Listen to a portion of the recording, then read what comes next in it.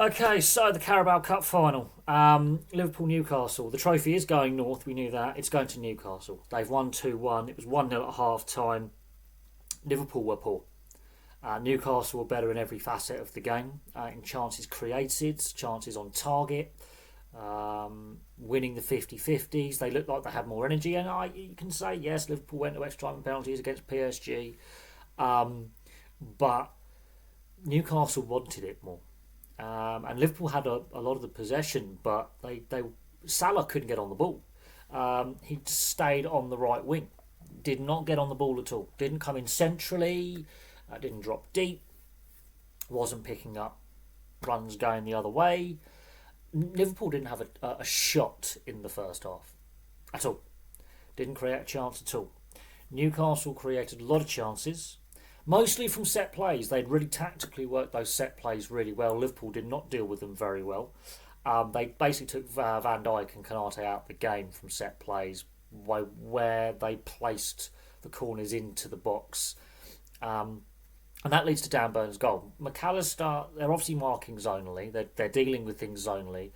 So the centre-backs are in the 6-yard box. They ping the ball away into the 18-yard box. And Dan Burn, I mean, look, McAllister doesn't pick up the run, for one. But he's the one man marking Dan Burn. Dan Burn is like a good foot taller than him. Easily much more physical, bigger, taller. It's a defensive mismatch. And they've worked this out from the first corner, so they just keep doing it. And Dan Burn scores his goal in 45 minutes with a brilliant header. Brilliant header. Summed up Liverpool's first half, summed up Newcastle's first half. They score first, right on the stroke of half time. It's 1-0. Second half, Isak has a goal ruled out for offside. Guimaraes, I mean, yes, he's in an offside position, but Kelleher still makes the save regardless of Guimaraes being stood where he is.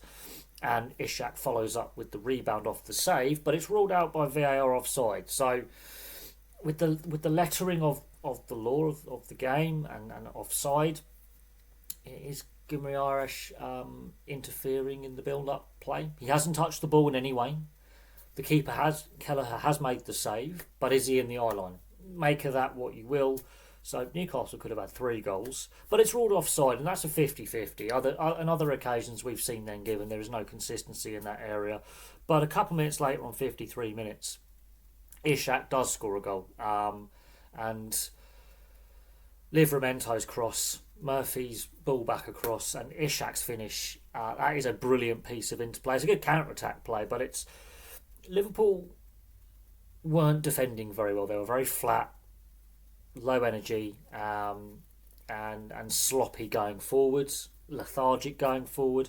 But that is a great counter-attack goal, and Livramento has had a real good game down Newcastle's left. He has been tireless, especially going forward and defensively. He's been tireless. That was on 53 minutes. Liverpool haven't had a shot on goal at this point.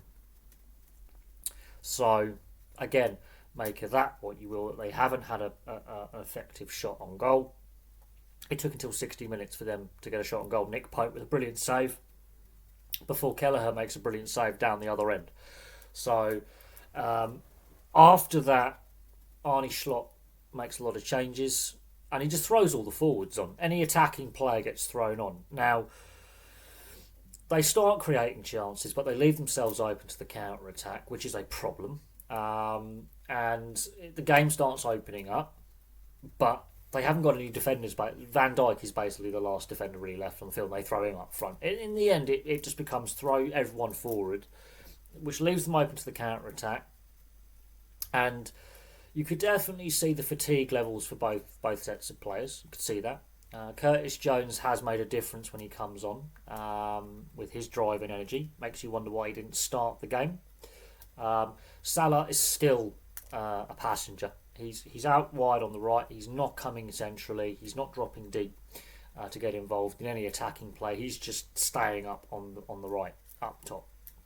He was a non-event today. Hardly any touches. Was not involved in the game. The game passed him by.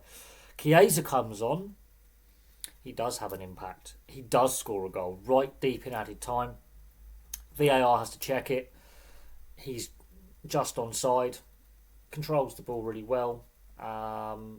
and it's a great finish by Federico Chiesa.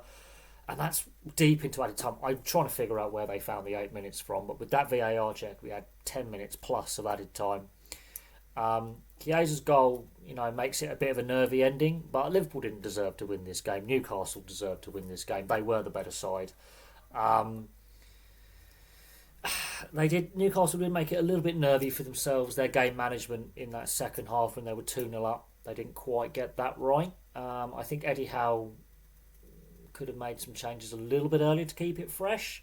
At the same time, some of Liverpool's changes, they were more desperate than anything. Rather than just bringing fresh legs in a position, making changes at half time, which neither side did.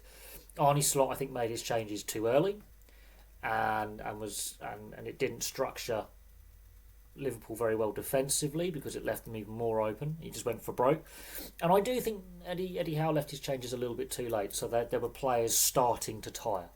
But overall, I think Newcastle, they wanted it more. They were more composed in possession. They created the better chances, and I think this makes up for a disappointing exit from the FA Cup against Brighton. And Liverpool will have the excuse, Liverpool fans will have the excuse, but we went to extra time and penalties against PSG. That's why it's a squad game now. And I do think Arne Slot potentially got some of his selections wrong. Could have changed things at half time when they were 1-0 down rather than waiting till they were 2-0 down. Maybe Curtis Jones could have started the game. Harvey Elliott could have started the game, potentially. Because they did have an impact when they came on. Maybe they should have been there from the start. But overall, Newcastle United deserved the win. They were the better side, and that's the first major piece of silverware decided this season in English football.